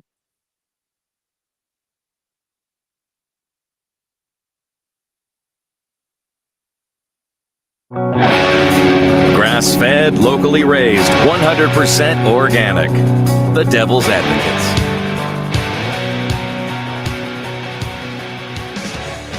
Welcome back to the Devil's Advocates Radio Show. Thursday, that makes it Friday Eve up in here, right, Dom? Come I on. know you love living for the weekends. We'll air some grievances, but Jim Santel is not one of them. Thank you to our good friend, the fine host of the Saturday morning 9 to 11 slot. Looking to maybe do a rebrand. You know, the problem is the Morning Cannolis program, as you may know it, cannoli is the plural of cannoli. So calling it the Morning Cannolis is grammatically incorrect and has bothered many of the fine, intelligent people that listen to Jim's show. And he's such a gracious and nice guy. He just let it pass. I feel like we stuck him with that moniker in some way, shape, or form, Dom. You know, we played the... Hey, don't blame me, man. I love me some cannoli. The Godfather. It wasn't me. Well, the Godfather, right? Leave the gun, take the cannolis. He says cannolis. So, of course, that's the way it's always said. And, poor Jim stuck with an ungrammatical morning show. But it's excellent in content. And soon to have a new brand. But you should listen. No matter what they call it, it's damn good radio. Thank you, Jim. You can always be a part of this show. Make this damn good. Some would say the greatest radio show ever. And, people continue to ask me, Dom, I was asked last night, close friends, why are you guys so lacking in humility? Why do you call it the greatest radio show ever? I said, well, damn it, that's the truth. 844-967-2789. I've been listening to the radio my whole life. This is literally the greatest radio show ever. What do you want me to say? You're welcome. Mary from Wauwatosa, welcome. What do you got for us, Mary? Hi, Mary. Hi. Hi, gentlemen. Thanks for this opportunity to express my opinion about what has so many of us perplexed about Donald Trump. A significant part of my life has been that of a caregiver for a relative having a serious mental illness, a lot of suffering there. And as a result, I've had a close-up look at the condition of psychosis, also known as detachment from reality. And one time, at the wisdom and guidance of an RN who thought that family members and consumers needed a better understanding of psychosis, she offered us a course called How to Enter the World of Psychosis. It was revealing. And so in my lay opinion, as we all hear about and from Donald Trump and try with great difficulty to understand him, I think we all have a front row view of psychosis. Just my opinion. I hear your comments off the air. Thank you. Thank you, Mary. Well, Mary, I admire caregivers. And for those that know and listen long enough, you may know that my wife does the Empowered Caregiver show here on the Civic Media Network Wednesday nights. It also plays out Saturdays at 8 a.m. I encourage people to listen to that. It's a big part of the population. So first and foremost, thank you for what you do. But psychosis, I think that gives him the benefit of the doubt, Tom. I don't want to attribute anything other than his own flaws to him. I don't want to blame it on something. He is who he is. And the clinicians can argue over what you call it, but I don't want to somehow diminish it or someone else's condition by saying, oh, that guy's got the same thing Donald Trump has. Well, certainly, and thank you for your call. Certainly, Donald Trump has issues. I would say it. Narcissism. Being let off the hook, getting away with things his entire life. But that's not the psychosis.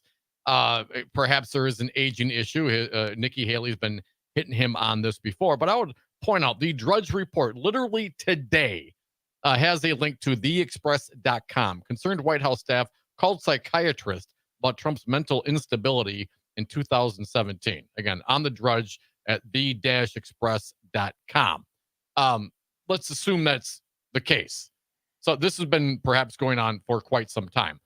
It's certainly concerning. It's hard to, analyze anyone just from what we see in the short time that we have. Of course, Trump's all over the place. But when someone like Donald Trump is posting on a social media like 30 or 40 times late at night, going off the rails, that's not normal behavior. You know what I mean? That's beyond the narcissism. I think there's something there. Is it related to the age? Is it something different? I have absolutely no idea.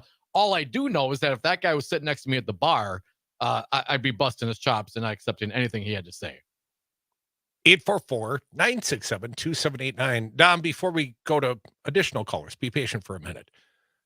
Let's question what his current mental state might be. Here is fresh reporting from the Washington Post as Trump has come out of the trial today. A visibly angry Donald Trump took the witness stand in New York federal court Thursday, delivering a few minutes of testimony in a defamation damages trial against him before walking out of court in a huff, declaring, "This is not America." He's having a bad day. The former president's much anticipated testimony in a civil trial brought by writer E. Jean Carroll for defaming her did not offer much in the way of evidence, but the frontrunner for the GOP presidential nomination complained bitterly before and after testifying that the judge was being unfair to him. Unfair. This guy's the biggest snowflake in the history of America. Is he not? Because being held responsible to someone who's never been held responsible can seem like persecution. To everybody else, it's just the way of the world, man. The trial is meant to determine what, if any, damages he owes. We know that part. The first one is $5 billion. I think it could be.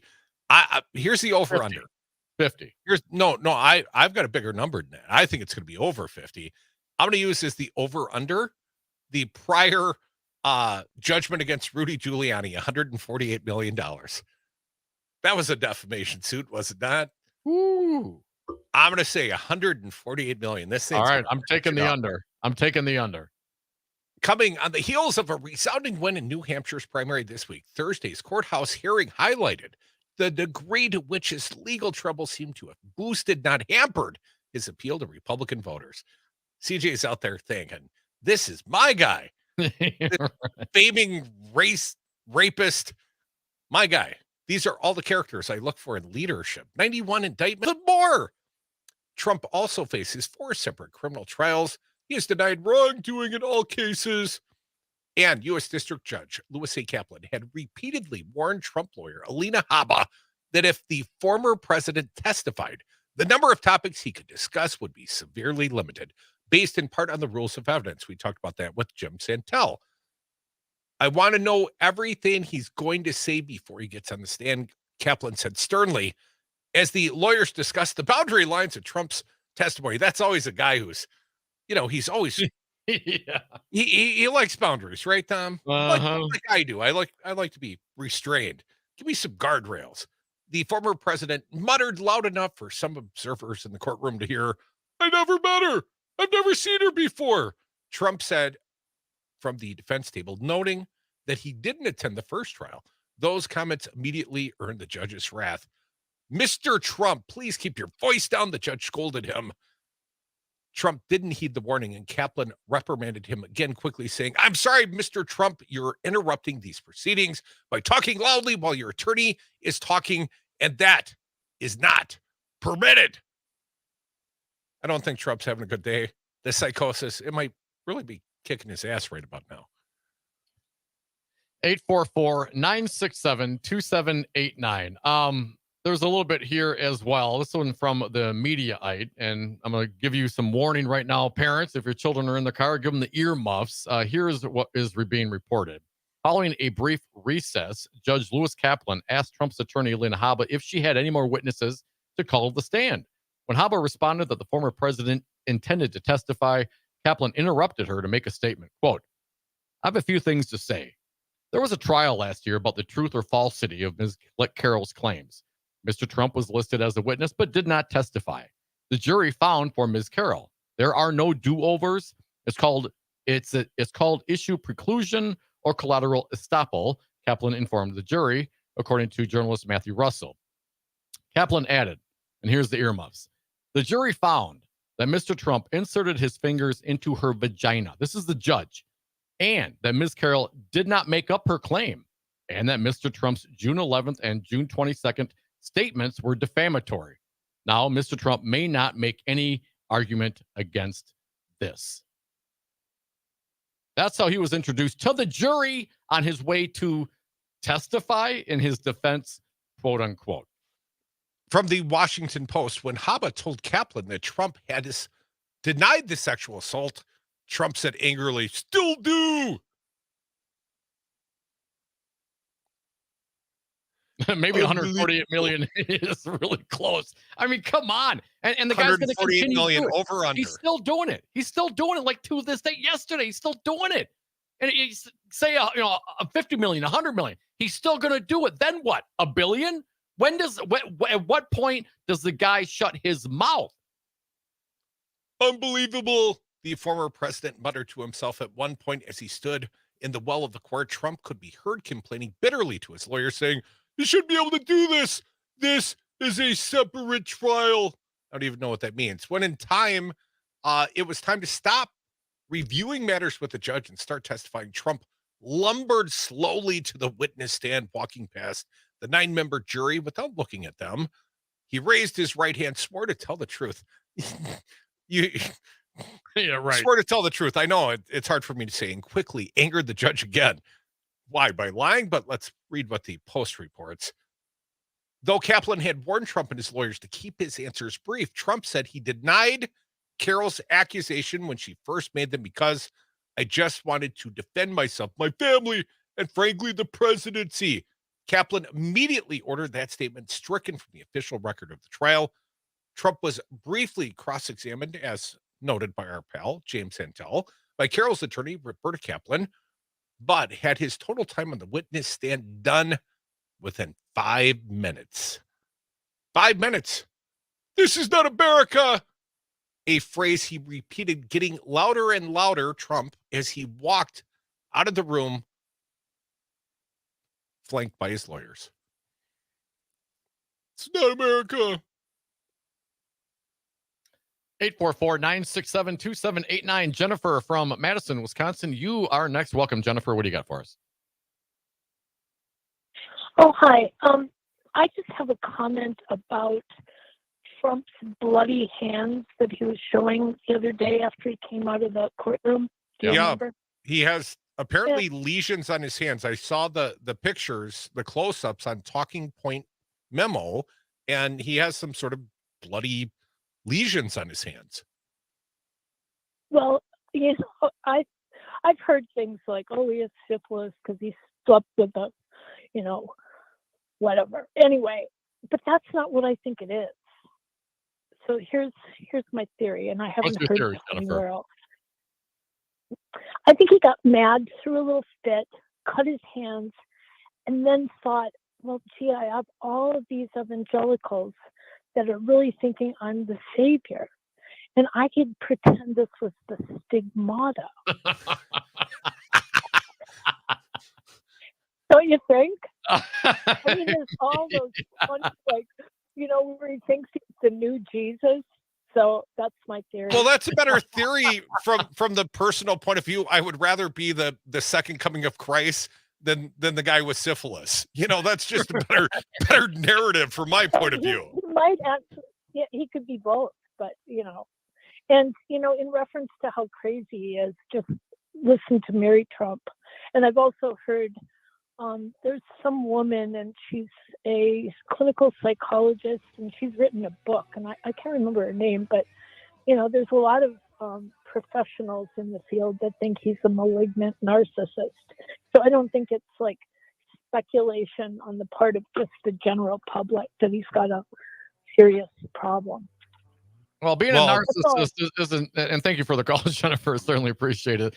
I mean, anyone could be a narcissist if you try hard enough. But if you have some other mental issues that perhaps you cannot control, that's really the question. But we certainly appreciate you listening and hanging out with us. And I would just question, Jennifer, don't we, the American people, don't all of us, don't we have the problem? You know, because this guy's trying to be the president again. Come back. One last segment for your phone calls. 844-967-2789. The Devil's Advocates rolling through a Thursday happy hour.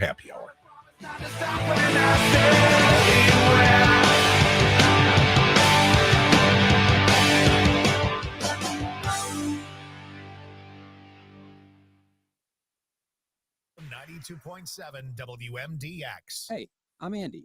If you don't know me, it's probably because I'm not famous. But I did start a men's grooming company called Harry's. The idea for Harry's came out of a frustrating experience I had buying razor blades. Most brands were overpriced, overdesigned, and out of touch. At Harry's, our approach is simple. Here's our secret. We make sharp, durable blades and sell them at honest prices for as low as $2 each. We care about quality so much that we do some crazy things, like buy a world-class German blade factory. Millions of guys have already made the switch to Harry's, so thank you if you're one of them. And if you're not, we hope you give us a try soon. Harry's is available online and in-store at a retailer near you. Get a $13 trial set for just $3 at harrys.com/quality. That's harrys.com/quality. Or check us out at your local Costco for a price you can't find anywhere else. Just look for the Chrome Razor with 13 blade refills at your local Costco. You can't miss it. Exclusive to Costco.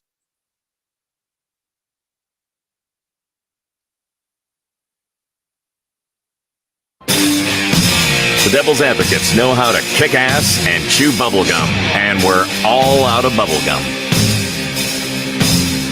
Yeah, thank you for listening to the Devil's Advocates Radio Show, our last segment of the day. So if you want to shout at the devil, do so right now at 844-967-2789. Stick around. The Maggie Dawn Show coming up next. Well, you stole my thunder. I thought I had a cool way of introducing Maggie's show, but now it's not worth repeating. She is a good friend, and I enjoyed her company immensely last night. I awesome. Get very possessive of Maggie's company because I don't get to hang out with her. She's Milwaukeeite. Yep, She lives in get to Milwaukee. see Maggie a with lot more you. than you. I know, I'm jealous. So very cool to hang out with Maggie and Catherine and my wife, and Casper came down as well. Always great to see him. 844-967-2789. You can be welcomed here on the Devil's Advocates. Shout at us. Give us a call. Let's go to the phones. John from Boaz. How you doing, John? Hey, John. Hi. Hi. This is the greatest radio show ever. And you guys are, you're doing it right now because you're making this airwaves. And, Mike, can I be respectful asking you be nothing without your little buddy, Dom? I know. Most days he does have to carry me. I'm like Gilligan over here, man. John dropped the mic. What you know, you are much better natured on the radio than in real life. I'll just say that. That's not true. That's not true. 967-2789. Just as ranty, but the friendly, happy Dom I only see on the radio. That's so the FCC requirement, man. I have to be. I can't say what I really want to say. Filter, earmuffs. Jack from Merrimack. Welcome back to the show. What do you got for us, Jack? Hi, Jack. First of all, if you or I, or let's say the Waukesha parade murderer, were to make the kinds of crazy things that Trump is saying in court, they'd be shut into a glass soundproof cage. Oh, that's what they actually did with this guy. So why don't they do it with Trump? That's the first thing. Second thing is about Kerry Lake. I'm going to make you offer you can't refuse. And if it quacks like a bribe and it walks like a bribe, then it is a bribe. And finally,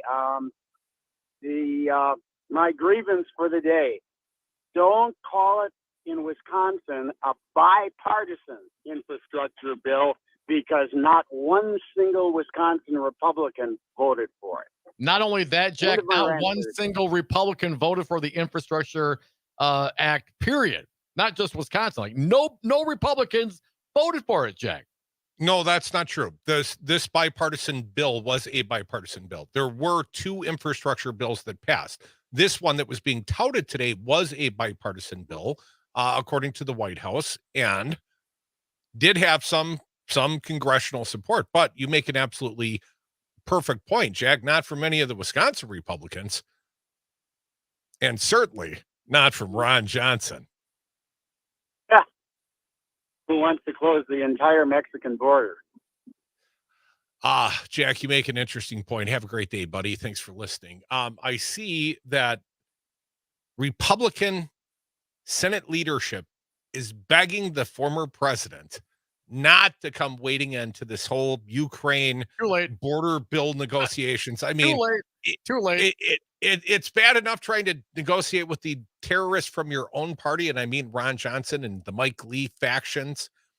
But you throw Trump in, man, this deal's going to come apart. He's already out there today, tweeting whatever, truthying out. Mitt Romney was aghast that Donald Trump would want to, hold up some sort of Republican Democratic deal to, address the migration issue here in this country. And Donald Trump, much like his kind of attitude with regards to the economy, I hope it crashes. Donald Trump wants bad things to happen, so it hurts his political opponent, and then he can come in on his white horse and his mega crowd and quote unquote, solve the problem then? To sign the same deal that perhaps the Republicans and the Democrats are working diligently on? I mean, what kind of person would want, terrible things to happen to the country that they want to represent, that they live in, that they want to be the president of, just to help their own political aspirations? I mean, this narcissism, I don't know what you call it. Maybe there's more than that, but damn, I don't want that guy. Why would you want that person? Would you hire that person? You want the person dating a family member? I mean, would you hang out with that person? I don't think you would. Certainly, I would not want Trump dating a family member. I think it's sort of awkward he wants to date his own family members, Tom, but that's a different conversation. But here's one thing my final thought for the day, Dom. It's not just Trump. It is all the MAGA Republicans. Yeah. They have all become his enablers.